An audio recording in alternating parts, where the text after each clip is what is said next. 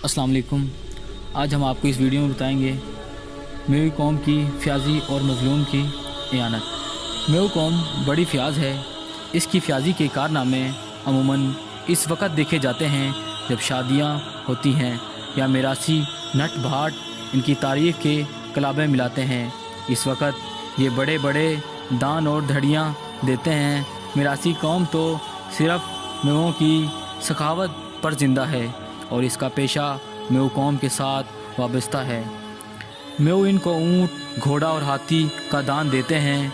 मेवों में बड़े बड़े दातार, चकमल, सोसंग, देसदियाल, हीरा खस्तिया हुए हैं। मज़लूम की इयानत। मेव कौम मज़लूम की इयानत करना अपना फ़र्ज़ समझती है। तारीख़ में ऐसे वाक़यात अमूमन मिलते हैं जब किसी गैर मेव छतरी पर किसी ने जुल्म किया तो इसकी मदद इन्होंने दिल खोल कर की, या किसी राजा या बादशाह ने इनसे मदद मांगी तो इसको बेपनाह फ़ौज दी ताकि वे अपने दुश्मन पर गालिब आ सकें। मज़लूम की मदद का रुझान अंदर खाना भी मौजूद होता है। मसलन किसी गरीब आदमी पर मुकदमा बाजी से परेशानी हुई या किसी जालिम ने परेशान किया तो इस वक्त बरादरी के लोग जमा होकर इसकी रुपया पैसे से मदद करते। अगर कोई बड़ी पाल या थांबा कमज़ोर थांबा या पाल पर जुल्म करता है तो कमज़ोर की मदद करने पर टल जाते हैं और इससे बसा औकात बड़ी बड़ी खाना जंगी की नौबत आ जाती है।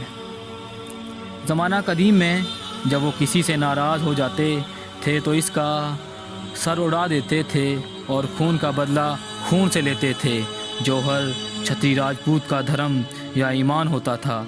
इसकी वजह से बाज़ गोतों पालों में तनाज़ात पाए जाते थे।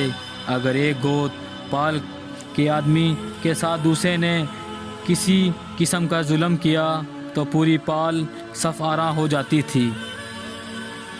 बाज़ अना और हसद की वजह से मुकदमा बाजियों का रुझान काफ़ी पाया जाता है।